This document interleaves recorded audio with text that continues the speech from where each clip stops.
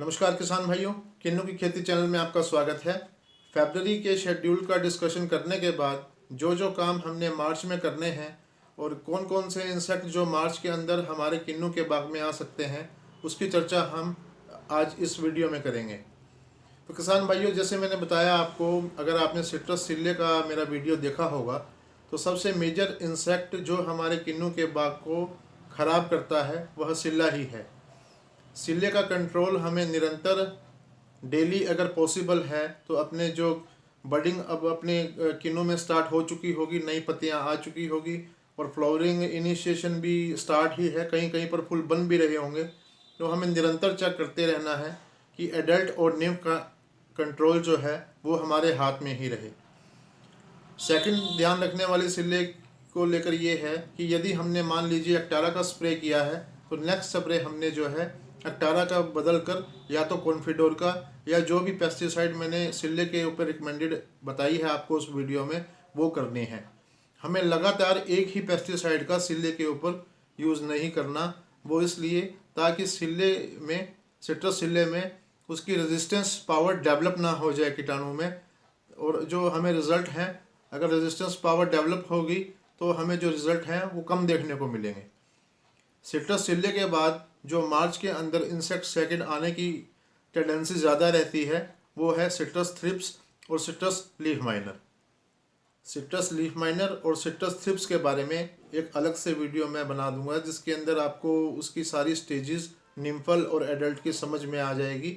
और इस वीडियो में हम सिर्फ कौन कौन से पेस्टिसाइड उस पर रिकमेंडेड हैं वो मैं आपको बता देता हूँ। तो किसान भाइयों, पीआईयू की तरफ से जो 5 इंसेक्टिसाइड सिट्रस लीफ माइनर पे रिकमेंडेड हैं उनमें से पहला है फेनवलरेट। फेनवलरेट एक बहुत पुराना इंसेक्टिसाइड है। जो इसकी डोज सिट्रस लीफ माइनर पे रिकमेंडेड की गई है वो है 1 ml पर लीटर ऑफ वाटर, मतलब 1 ml 1 लीटर पानी में आपने फेनवलरेट का जो है यूज़ करना है सिट्रस लीफ माइनर को कंट्रोल करने के लिए। जो सेकंड है वो है साइपरमेथ्रिन। साइपरमेथ्रिन 2 आती है, एक तो 5% और एक 10%। हमने 10% साइपरमेथ्रिन यूज़ करनी है 2 ml पर लीटर के हिसाब से। जो थर्ड है वो है क्लोरोपेरिफोस 20% वाली। जो क्लोरोपेरिफोस है उसकी जो डोज रिकमेंडेड है वो है 3.5 ml पर लीटर ऑफ वाटर। और जो फोर्थ है वो एक्टारा है जिसकी डोज 0.32 ग्राम पर लीटर ऑफ वाटर है। और फिफ्थ वन जो है वो है मिडाक्लोप्राइड जिसकी डोज 0.4 ml पर लीटर ऑफ वाटर है। ये जितनी भी डोसेज मैंने आपको बताई है ये सब पीआईयू के यूनिवर्सिटी के सीनियर साइंटिस्ट जो हैं उनसे रिकमेंडेड है।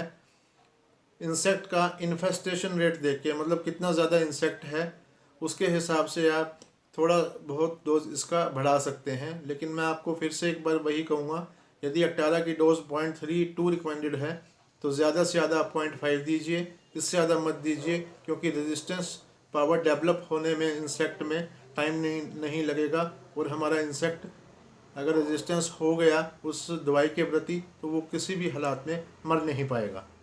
वैसे लीफ माइनर के जो चांसेस हैं वो अप्रैल में हैं, लेकिन इंडियन मेट्रोलॉजिकल की साइट पे अगर आप 28 फरवरी का पेपर निकालेंगे तो उसमें इस बार ये मेंशन किया है कि 30 मई 2023 तक इस बार टेम्परेचर अप रहेगा। तो मेरा ओपिनियन ये है, मेरा अंदाज़ा ये है कि इस बारी जो अपना इंसेक्ट है लीफ माइनर वो 20 मार्च के बाद आने की आशंका है। वैसे ये इंसेक्ट 15 अप्रैल के आसपास देखा जाता है। और जो हमारा तीसरा इंसेक्ट है जो मार्च में एक्टिवेट रहेगा वो है सिट्रस थ्रिप्स।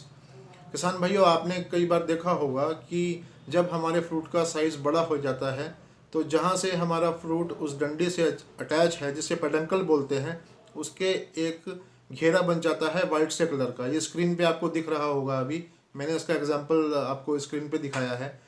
ये सिट्रस थ्रिप्स है। ये नंगी आंखों से हमें देखने में आसानी नहीं होगी, इसकी मैग्नीफाइंग ग्लास से अगर हम इसको ध्यान से देखें तो हमें थ्रिप्स जो है अपने छोटे, जब मटर जितना साइज़ का दाना होता है, छोटा मटर जितना, उस टाइम देखें तो हमें थ्रिप्स का अटैक उस पर देखने को मिल सकता है। ये इंसेक्ट जो है मार्च के फर्स्ट वीक में और सेकंड वीक में जो है इनका अटैक देखा गया है। और इसकी जो वीडियो है हम डिटेल में बाद में बात करेंगे। अभी के लिए इस पे जो रिकमेंडेड स्प्रे है वो है फोस्माइड या फिर इथियन 2 ml पर लीटर के हिसाब से।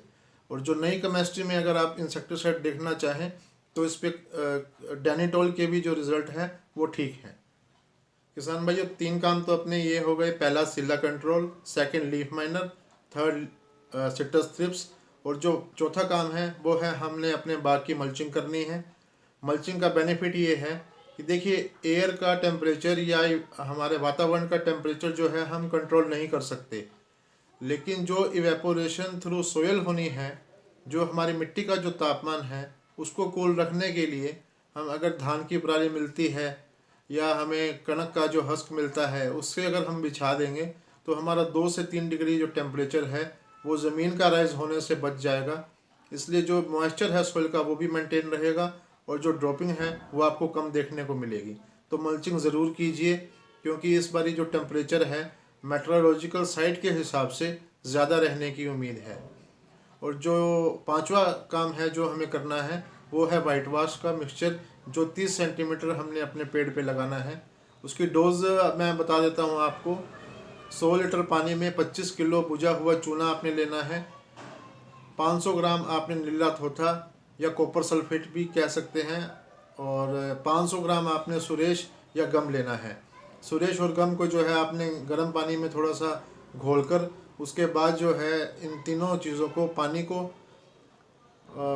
पानी के अंदर आपका 25 किलो बुझा हुआ चूना प्लस आपका 500 ग्राम कॉपर सल्फेट और प्लस आपका 500 ग्राम सुरेश या फिर गम या फिर फेविकोल मिलता है तो वो भी डाल सकते हैं आप इजीली।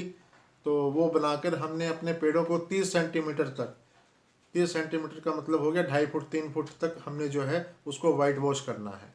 तो ये 5 चीज़ें हैं हमने जो मार्च के महीने में फॉलो करनी है। और जो संतरे वाला शेड्यूल है उसमें भी लगभग ये पांचों ही चीज़ें देखने को मिलेगी। जो एक्स्ट्रा बात है संतरे के केस में वो ये है कि हमने अपनी अब आने वाली जो ड्रॉपिंग है उसको रोकने के लिए जो नागपुर यूनिवर्सिटी में रिकमेंडेड है 1 gram of 2,4-D in 100 litre of water की स्प्रे करनी है विद 13,045 5 ग्राम से 8 ग्राम प्रति लीटर के हिसाब से। ये जो लास्ट वाला है ये हम फॉलो करेंगे किन्नू के बाग में अप्रैल में। अभी के लिए ये संतरे में अपना हार्मोनल का जो इनबैलेंस है या जो हमें ड्रॉपिंग आने वाले संतरे में जो मई में देखने को मिलने हैं उसके लिए हम 1 ग्राम 100 लीटर पानी में 2,4-D प्लस 8 ग्राम 13,045 की स्प्रे करनी है।